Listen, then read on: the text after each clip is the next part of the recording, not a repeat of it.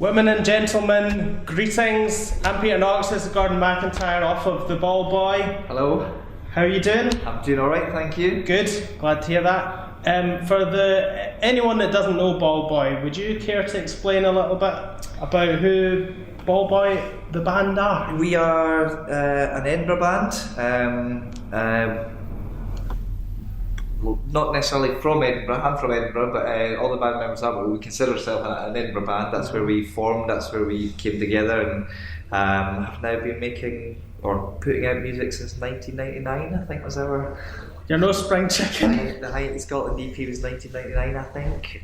So yeah, it's been a while. I think you're kind of like post-pop, and that you've kind of got a bit of everything. Like there's like a load of folky stuff and poppy stuff, but then there's like Jesus and Mary Chain bits and like quite rocky. There's different things and different albums, and it really depends. What the mood takes us, but what we think fits the song. Mm-hmm. You know, there are some songs that for quite a long while you kick them about in terms of how you're going to present them. Is it going to be full on? You know. In fact, actually, when we practiced last night. We have a practice in the course of a song. What we'll often do is step on all the pedals, get all the and then take all the pedals off one by one, and then put them back on. Just so you're playing as you go, and just play the song over and over and over to get a sense of, hi, what's this? How's this going to be for people when they listen? Mm-hmm. There's a bit of it. You can have a lot of fun with pedals in a practice room, but really, what you want to do is when you present it, play it to people. Are they going to enjoy it as well? You have to consider that. I think you have to consider that. Not everyone thinks that, but I think that. So I asked you to introduce the band, but anyone that listened to John Peel in the last few years of his show will know who Ballboy are. Yeah, we did a number of Peel. I think we did 5 Peel sessions. Had a number of songs in the Festive 50, mm-hmm. And had the great pleasure and privilege of meeting him a couple of times. We got invited down to play at his Christmas show at his house with Laura Cantrell, which was just one of the nicest experiences you could have. Yeah. And he was just a fabulous guy. He was. If anyone doesn't know Laura Cantrell, she's a country singer from New York, isn't that right? Anyway, she's American certainly, and she's beautiful voice, beautiful songs. And you did a version of one of your songs with her. Yes. I lost you, but I found country music. Yeah.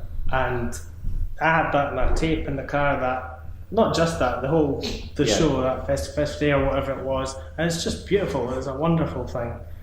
You must be really happy about that. I was really, it wasn't planned. We just turned up on the day and decided to do it. And I think I don't know if she's from Nashville, but she certainly lives in Nashville now. All right. I had an email from her recently. Actually, she's got a wee girl who's 7, 9.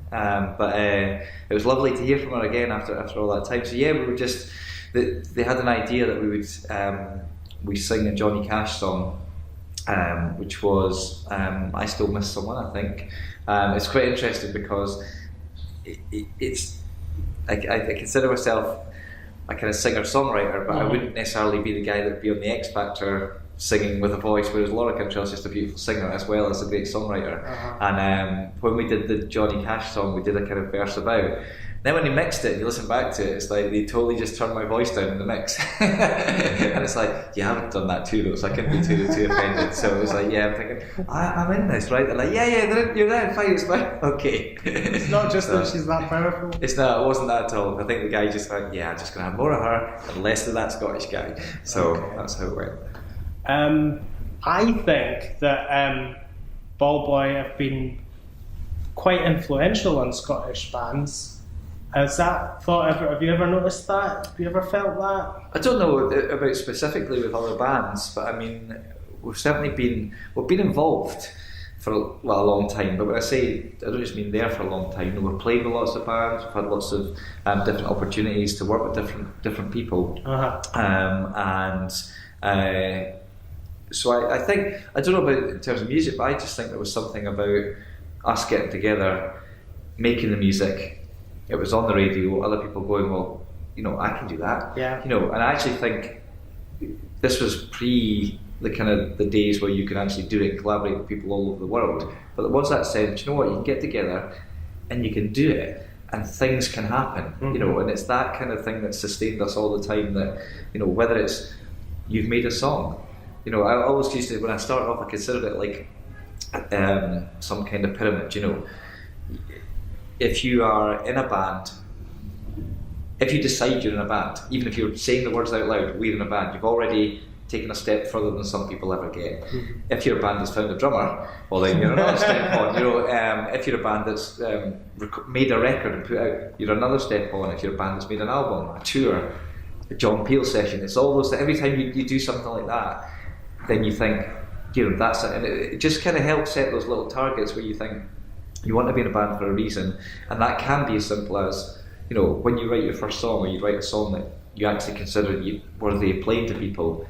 That's another wee notch on that kind of pyramid. So I think that attitude, maybe, hopefully, I see it in other bands as well, where it's not necessarily about we're going to start here and we're going to get to there. It's about we're going to start here and do interesting things and see where that takes us. The influence I hear is people, you know, using their own accents more, and humour, and maybe singing about things that are a wee bit more less traditional. That's sort of somewhere that I see it, but who knows what would have happened otherwise. But I hear bands like, oh yeah, that's maybe Ballboy.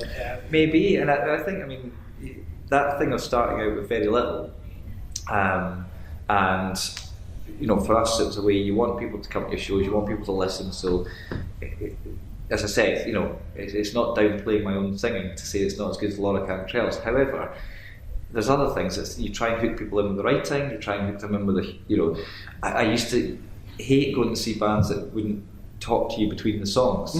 I always liked when you went, there was a bit of something. Yeah. I think you can go too far with that, I think sometimes I go too far with that, but I think there is that thing of when you're on a stage, rather than just we're here, we're playing and then we're off, very few bands can get away with that. You know, I think the audience is quite interesting. I love it when you have that bit of back and forth with the audience, and it makes every gig different. And when we go on tour, like some bands go on tour with a set and they play the set every night.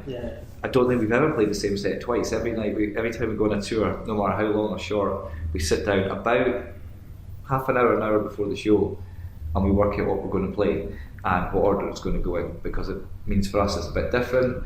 For the audience it's a bit different. Sometimes something kicks off, you get a wee bit different energy in there. So yeah, that's the theory. Do you think that audiences pay a bit more attention if you talk to them? Because I've noticed audiences are very chatty these days. Yeah. It's a big problem. If you talk during gigs, don't, please. But maybe if you have a dialogue between the band and the audience, that's less likely to happen. I think it is. I think there's I mean, there's a bit of me. Yeah, people do talk at gigs, but I think I always kind of consider it my responsibility to make them not talk, you know, and that's usually by, I mean, you've got all the advantages. I've got a microphone, they don't. We've got the ability to make really loud noises with guitars, etc. But I remember I played a gig. It was an acoustic show, and it was in Sweden, and two girls, as I was saying, just sat came and sat on the stage and started having a conversation. and I've never had that before. That was really unusual. But again, it was that thing of they didn't do it to offend me. They just obviously so I just sang quiet and moved away from the mic, and of course everybody else could see what was happening. They couldn't see because they were facing the other way because they were sitting on the stage. And eventually they kind of realised, and they were like, oh, and they both just turned around and went, sorry, and went and stood back in the crowd. And after that, you've not, you know, had an argument. If you're standing on a stage telling people that they must listen to you, you've kind of already lost the. I think it's alright for people in the audience to say, shut up, I want to listen. I think that's perfectly valid. But I think if you're on stage, you have to kind of bring them to you rather than go head to head. That's you're not going to win that. So. There's also, to a lesser extent, when a band asks the audience to dance, there's a kind of the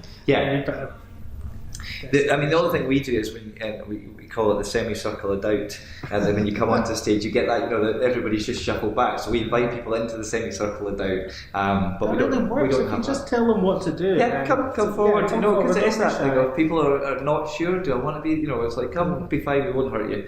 So yeah. Any band with that circle of doubt should do that, because it generally come in, you know, and it makes a difference. So yeah. does. Do you like charity shops? I do. I certainly did as a student, etc. I did the whole dressing from charity shops, but I still like pottering around them. I spend a lot of time now.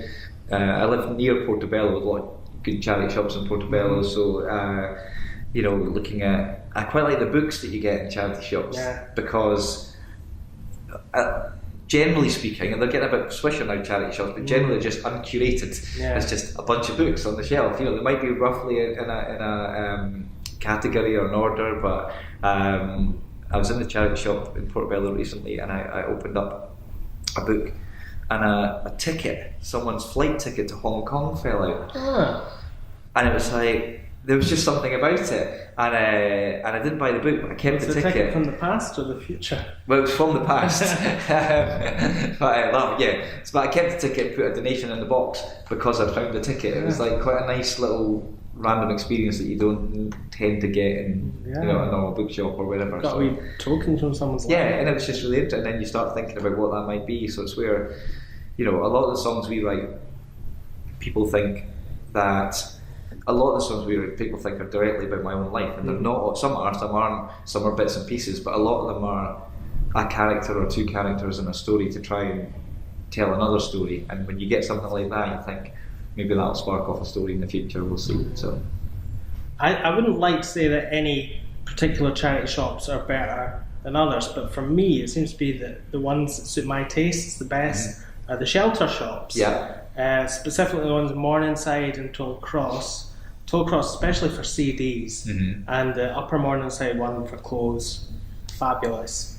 And the great thing about Shelter is they do a lot of good work for helping homeless people, as you know, and people in insecure accommodation. They raise money through the shops, but they also are raising money through a book.